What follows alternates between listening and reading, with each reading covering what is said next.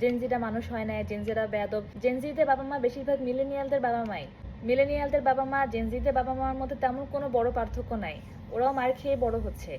আপনার নানি দাদি বা তার কিছু আগের জেনারেশনে ধরেন যে তখনকার যুগে যদি ফেসবুক থাকতো এবং তখন যদি আমার মতন একজন কন্টেন্ট ক্রিয়েটার থাকতো যে সমাজের অন্যায়গুলো তুলে ধরে, সে যদি মেয়েদের শিক্ষা নিয়ে কথা বলতে যেত, হিউজ একটা পপুলেশন কিন্তু তাকে এভাবে ব্যাশ করতো, গালিগালাজ করতো, যেভাবে এখনকার দিনে আমাকে করা হয় আমি নারী ও শিশুদের অধিকার নিয়ে কথা বলতে গেলে।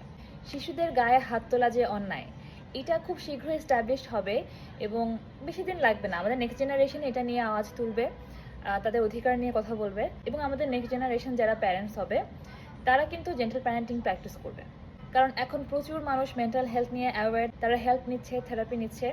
আমরা নিজেরা অ্যাঙ্গার ম্যানেজমেন্টের উপর অনেক প্যারেন্টসকে কোর্স করাচ্ছি, যারা নিজেদের রাগ নিয়ন্ত্রণ করতে চাচ্ছে এবং সন্তানের গায়ে হাত না তুলে তাকে বকাঝকা না দিয়ে মানুষ করতে চাচ্ছে। আপনারা যারা এখনো খাটটা তাড়া করে বসে আছেন যে মায়ের ওপর ওষুধ নাই, মাথা ছাড়া সন্তান মানুষ হয় না, তারা নাম্বার 1 এগুলো নিয়ে কোনো স্টাডিই করেন না, আপনারা পড়াশোনাই করেন না, অ্যাটলিস্ট জানার চেষ্টাটুকু করেন না। এবং নাম্বার 2, আপনাদের জীবদ্দশায় আপনারা নিজেরাই দেখে যাওয়ার সুযোগ পাবেন ইনশাল্লাহ যে gentle parenting, conscious parenting, positive parenting কীভাবে কাজ করে এবং আপনারা এখন কত বড় ভুল করছেন। আপনারা কোথা থেকে এই থিওরি পেয়েছেন যে জেনজিরা মায়ের খেয়ে বড় হয় নাই? আমি জানি না, জেনজিরাও মায়ের খায়।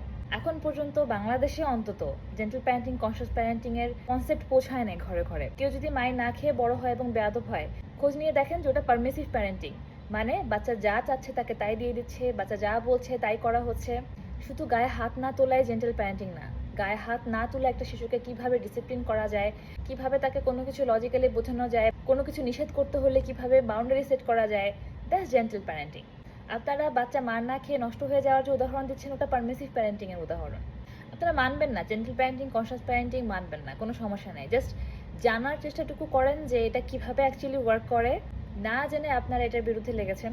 কোনো কিছু নিয়ে যখন তর্ক করতে আসছেন, তর্ক করার খাতিরে অ্যাটলিস্ট সেই সম্পর্কে একটু জানা প্রয়োজন। শেষে একটা কথাই বলবো, আপনারা মার খেয়েও মানুষ হয়েছেন কথাটা ঠিক না। যারা বলেন যে আমরা মার খেয়েই বড় হয়েছি, আমাদের কোনো সমস্যা হয় নাই, ফার্স্ট অফ অল আপনারা জানেন না আপনাদের মধ্যে কী কী সমস্যা আছে, আপনারা আপনাদের মেন্টাল হেলথ নিয়ে অ্যাওয়ারই না। সেকেন্ডলি, আপনারা ভালো মানুষ হন নাই। একজন দুর্বলের গায়ে হাত তুলে যে সেটাকে ডিসিপ্লিনের নাম দেয়, সে আর যাই হোক ভালো মানুষ না। কারণ ভালো মানুষ হওয়ার একটা অন্যতম গুণ হচ্ছে এমপ্যাথি থাকা এবং আরেকটা অন্যতম গুণ হচ্ছে নিজের ভুল স্বীকার করতে জানা। আপনাদের ভেতরে ওই এমপ্যাথিটুকুও নাই যে একটা শিশুর গায়ে আমি হাত না তুলে আমার অ্যাঙ্গার বা আমার ইমোশন কন্ট্রোল করে ওকে অন্য কোনো উপায়ে বোঝাতে পারি কিনা। যাদের ভেতর ন্যূনতম এমপ্যাথি আছে তারা বুঝতে পারে যে আমি মেরে ভুল করছি, অন্য কোনো উপায় আছে কিনা জানার ট্রাই করে। আপনারা কিছু মানুষ কি করেন, গায়ে হাত তুলছেন, বাচ্চাকে ভয় দেখাচ্ছেন এবং এটাই ঠিক, এটা নিয়ে তর্ক করছেন, গর্ব করছেন। That's dangerous.